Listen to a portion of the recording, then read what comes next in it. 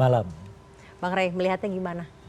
Ya, ini sebetulnya sudah bisa diprediksi. Saya justru udah mengatakan, saya kira 6-7 bulan yang lalu, bahwa target dari Partai Demokrat itu bergabung dengan Koalisi Perubahan adalah menjadikan AHY sebagai calon wakil presiden. Itu minimal target mereka tuh.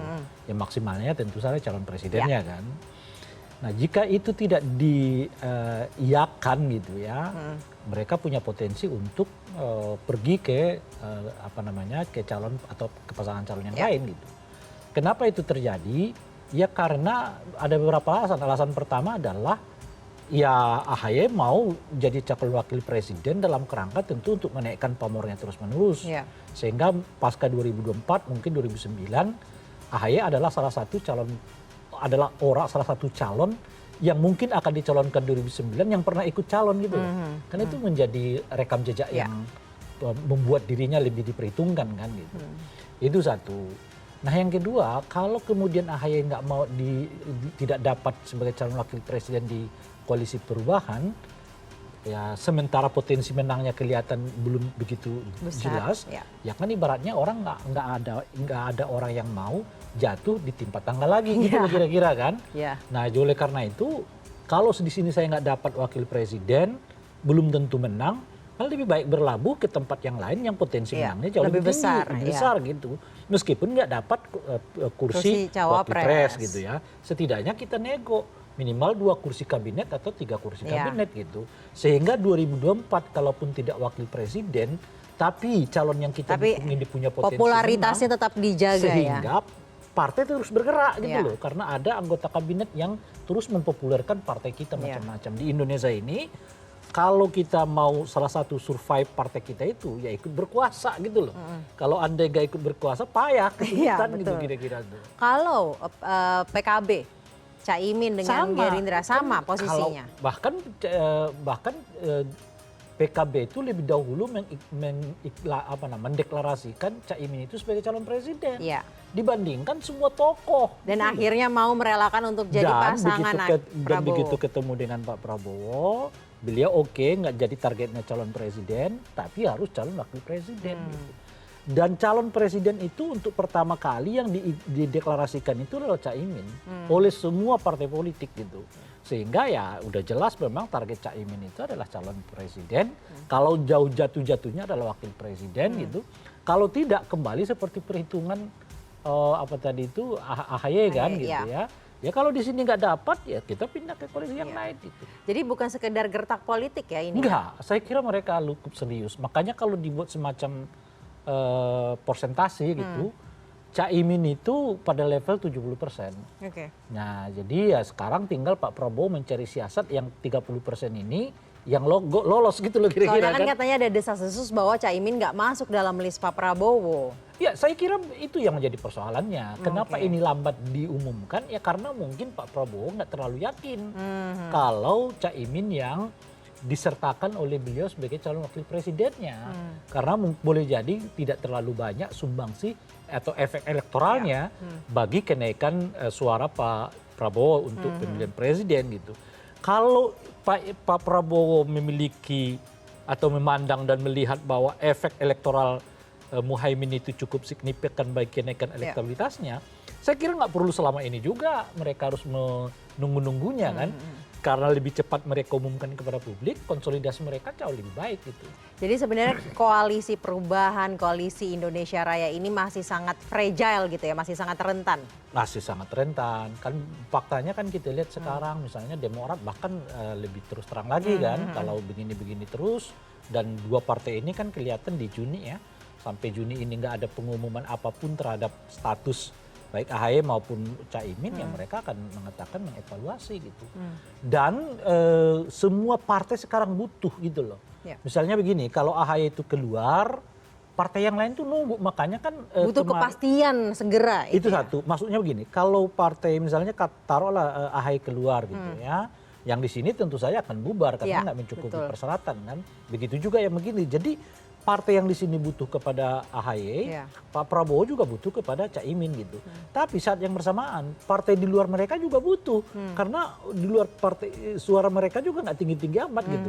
Taruhlah misalnya, makanya kan kelihatan Ibu Puan langsung mengatakan salah satu calon wakil presiden yang sedang kita godok itu adalah AHY Iya, kan gitu. iya. Jadi pertama tentu karena Ibu Puan udah melihat ada kegamangan. Iya. Nah, ya tentu karena kita sedang rebutan partai nih, daripada nanti AHY dilamar terlebih dahulu oleh Pak Prabowo, ya kita lamar duluan kan kira-kira gitu. Nah, ultimatum itu karena ada pembicaraan mungkin dibalik ini dengan PDIP atau karena ke-trigger dari pernyataan Bu Puan itu tadi? Karena melihat Enggak. ada peluang lain. Ya bukan, kan terlebih dahulu karena Demokrat yang mengungkapkannya Ya. kan, kepada publik Ya. melalui Andi Arief Ya, yang betul. mengatakan bahwa kalau begini-begini terus nih, ya kita bisa evaluasi. Ya. Nah, setelah itu baru Disambut baik ya disambut oleh Bu PDI Puan. Perjuangan yang mengatakan ya salah satu calon presiden yang sedang kita godok itu adalah AHY gitu. Saya sih nggak terlalu yakin AHY akan jadi calon Ya. wakil presiden di sini gitu ya. Betul.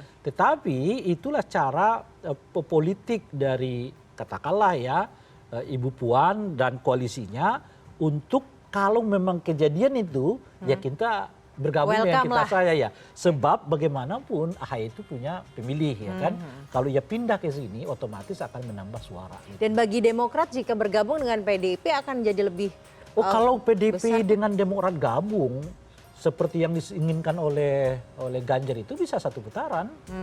Kalau masuk ke sini gitu ya, bisa mereka dapat satu putaran gitu. Kalau Partai Demokrat AHY masuk meskipun dia tidak jadi wakil presiden loh.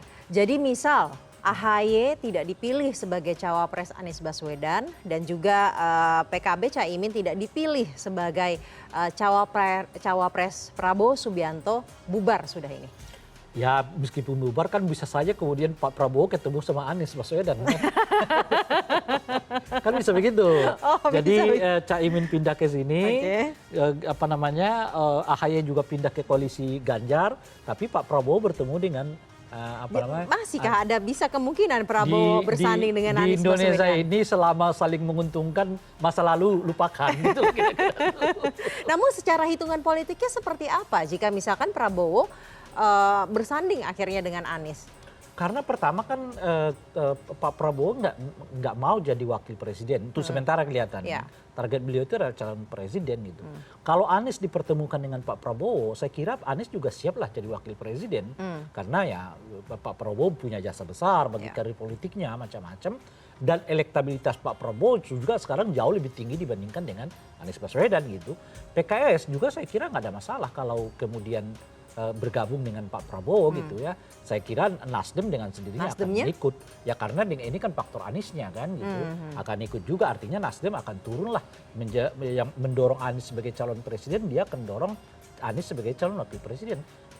Cukup persyaratan untuk dimajukan kembali yaitu Prabowo, Anies, Ganjar sama siapa di sini kita nggak tahu. Gitu. Itu kan pertanyaan saya kalau misalkan bukan Caimin atau AHY yang dimajukan menjadi cawapres. Kalau pertanyaan lagi Sebab kalau ini nggak dipasangkan, tinggal satu pasangan calon. Iya. Yang ini dengan sendirinya nggak lolos. Ya. Pak Prabowo dengan sendirinya nggak lolos. Ya. Kalau mereka gabung semuanya ke koalisinya Ganjar, ya nggak jadi pilpres. Itu kan kalau tidak dipilih, berarti mereka mendeklarasikan sesuai dengan tenggat waktu tapi dengan orang lain.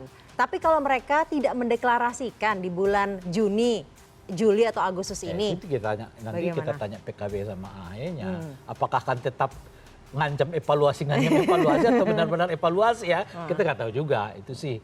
Ini kan juga soal ancaman ini apa benar-benar dilaksanakan atau tidak ya kita tunggu kita Juni. Kalau ternyata enggak, ya itu ya Ternyata gertak politik saja ya, gertak tadi. politik aja gitu. Nah, sebenarnya apa kalau misalkan tidak dipilih AHY ataupun Caimin, apa yang bisa membuat PKB dan juga Demokrat ini bertahan dengan koalisinya masing-masing saat ini? Deal-deal apa? Harus ada deal-deal lain kan berarti? Ya ada sesuatu yang diharapkan oleh kedua partai ini yang sederajat dengan posisi wakil presiden itu. Oke. Kan itu ininya, Ya. apa itu ya kita nggak tahu. Ya. Itu pertimbangan mereka. Jadi yang memungkinkan mereka untuk tetap bertahan kalaupun tidak dalam posisi sebagai wakil presiden adalah sesuatu yang mereka dapatkan yang nilainya sama dengan itu gitu. Baik. Nah, apa bentuknya? Ya Allah alam. Kita tidak pernah Tidak tahu. tahu apa. Dan kita akan menunggu Ya, kita bagaimana akan nih menunggu seperti ultimatumnya, gertak sambal, gertak politik aja Ya, atau ancaman yang benar-benar serius. Terima kasih Bang Ray Sama-sama, Rangkuti, ya. pengamat politik telah bergabung bersama kami malam Sama-sama. hari ini di kanal Pemilu Terpercaya. Sama.